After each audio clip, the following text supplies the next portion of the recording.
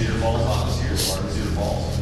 So if you have, if you're a veteran and you aren't getting the help you need in the VA or looking for your medals, or ladies have citizenship, whatever your issue might be with the federal government, stop in our office, get the issue down, yeah, that's what you guys do. That's why we're there. I'm going to say to everyone, I can't guarantee you that we're going to give you the outcome that you want from the federal government, but I can guarantee we'll go back for you. And we'll look back for whoever it is you have issue with the federal government. So stop and see Justin, if you would. It's also good to see my good friend Mark Godden, who's going to be a speaker today. Thank you, Mark. Opioid addiction definitely has our attention in Washington, D.C. So rest assured of that. What a surge opioid addiction has become in our country today. The last 4 years, opioid addiction overdoses deaths have more than doubled since I've been in Congress.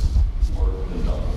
And I have heard many heart-wrenching stories of folks who have pain and who are addicted to them, and to now the synthetic drugs, the fentanyl, that are being cut into these drugs.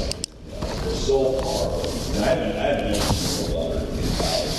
And ever I read about opioid addiction, I think of Sophie, and it just scares the hell out of me. It really does, as a parent, that some of these drugs are so powerful and so lethal now. It's a frightening thing that we're trying, all of us are trying to get our hands around. 183 deaths. 183 deaths in Iowa from opioid overdose in 2016.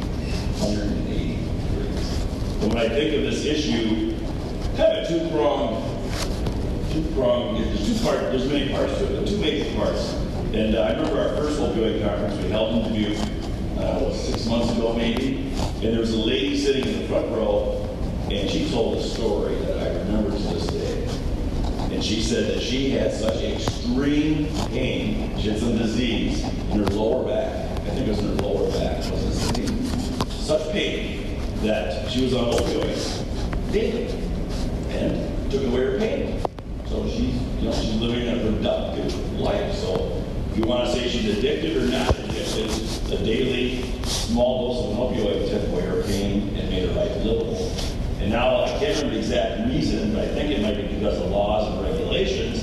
Her doctor, it might be the DEA coming down on the physician, took away the opioids.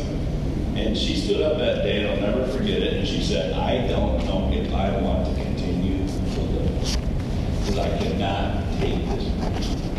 So that is one of the issues when it comes to opioids. And I know the physicians in here see that daily, is we don't want patients living in pain, correct?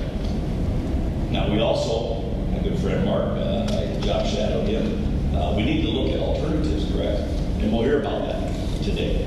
Alternatives to opioids, things that are not addictive, or injections by radiologists or nurse practitioners. So there's other ways to treat pain. I'm looking forward to hearing about those today. And then the other part of this, so there's people who have pain issues. And the other part of this is people who are just addicted and are what we typically call drug users. And we know from talking to them that opioids, when they can't get them anymore, they go typically to heroin, correct? And then become a heroin addict. And now we have a black market mixing drugs in synthetic drugs into heroin.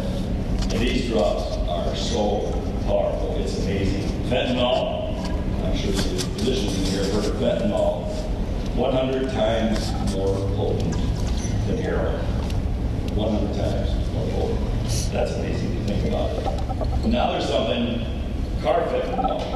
Carfentanil, it's called. It's the elephant tranquilizer. I thought this was kind of interesting. You take a penny, and you look at Abraham Lincoln, you look at his ear on the penny, and you would fill in his ear with the carfentanil. That's not very much, right? That's could be lethal. It's a lethal dose. It's 10,000 times more powerful than heroin. 10,000 more times. So when these drug dealers in the black market are mixing carfentanil into these drugs, these young, sometimes, well, I shouldn't say young people do not know what they're getting. And a lot of overdoses are caused by these synthetic drugs getting cut into what they think is heroin. So it's so frightening, heroin. So frightening. Big issue, has our attention in Washington, D.C. Representative Salmon, I'm sure we'll talk about, has her attention, I'm sure the Moynihan does, and what we're doing there. But we passed over 60 bills in the House to do with opioids and opioid addiction. They were rolled into one bill. It passed the Senate. And I believe Jack, my district director, is sitting on the president's desk as we speak. So very well could be signed, what is it? Wednesday? Third Wednesday? What day is this? I can't keep track. You're in Iowa. It could be signed, actually, it could be signed soon. How about that? It's on the president's desk. But the bills, I'll just give you some of the highlights. I don't want to bore you. I think you have the handouts, Cindy? Yes, we've got handouts. If you do one, be sure to come over. Gives pharmacists more flexibility to deny refills. I job shadowed Dr. Stacy Marlowe at Allen Hospital here in the Cedar Valley for 6 hours. And I saw patients come in that were pill shopping, drug shopping, just wanting to get more opioids. I actually witnessed it firsthand. So this one of our bills gives pharmacists more flexibility to deny refills. We also enable the FDA and the USPS, which is the Postal Service, to better identify synthetic drugs imported into the United States. And a lot of them are coming from China. So I would assume and I would hope that our president and the trade organizations dealing with China on our trade agreement deals with these drugs that are coming here illegally. Better education and funding for healthcare professionals, and we have many of those here today. Expanded use of telehealth, and I'm a big fan of telehealth, and I know our CMOC clinics for veterans across the state, which have gotten great reviews, right, gentlemen? You extensively use telemedicine, especially when it comes to mental health, because some of these are you can't find mental health psychiatrists or psychologists to staff the veterans clinics. Requires some of our bills that require Medicaid to better monitor opioid refills. And monitoring, having a database. I mean, I lived in Dubuque, so my God, you could get opioid refill in Dubuque, and then maybe shot it Florida, Wisconsin, Florida, Illinois. The states are talking to each other. We have issues. There's no excuse for that. There's absolutely no excuse that the government shouldn't be sharing that information. They also require the FDA to issue guidance on non-addictive pain treatments, which I'm sure my good friend Mark will talk to you about as well, and that's one of the solutions. So, overall, there's no silver bullet. There's not one silver bullet to the opioid problems. Okay, there's, like I said, there's people with pain, there's people that are addicted, and it's not addiction, it's not a problem for some of those folks. Then there's drug users who want to get high, and we have synthetic drugs now that's the smallest victim to kill people. So it's a big issue, and there's a lot of fronts we need to fight this on, and it's not going to get solved overnight because there's not one silver bullet. But I know our healthcare professionals are well aware of it, and that's a step in the right direction. And I'm sure they're taking steps to make sure that patients don't get addicted, even though I've heard you can be addicted in as little as 5 days. 3 days. For these powerful opioids. However, I'm a legislator who tends to say let our healthcare professionals, at least in Eastern Iowa, do their jobs, and let the physicians be physicians. And I don't want to tell a physician that you can. I don't want to sit in Washington, D.C. and pass a bill that says, for surgery, you can only do 3 days of an opioid. That's it. As Dr. Marvel said, the emergency room at Allen, she goes, where they're going to end up on the 4th day? In my emergency room. Yeah, this is going to cost insurance companies and the government more money. So it's not a simple solution, but I believe in our healthcare professionals. I'm looking forward to hearing them today to let doctors, particularly in Iowa. And if there's a bad actor in there, kick them out of the profession. But let everybody else do their job. So I'm looking forward to the discussion today from the healthcare professionals.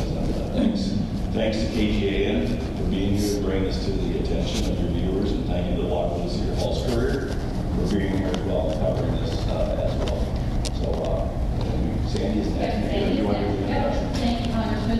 Up next, we have State Representative We Steve. have someone who's getting relatively poor pain management from a physician. And so they are doctor shopping, but not in the sense of just wanting to get high, but in the sense of managing their pain.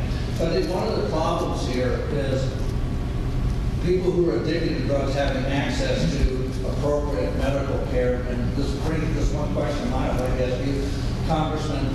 The ACA no longer requires that drug addiction be treated as a pre-existing condition. And I think that in and of itself is going to control people out of that prescription queue, even if the PMP does it. And so I'd like to ask you if you think that we should reverse that and treat in the ACA drug addiction as a pre-existing condition. Yes. That's what answer is. Because it is a pre-existing condition. It is a pre-existing Absolutely. condition. Absolutely.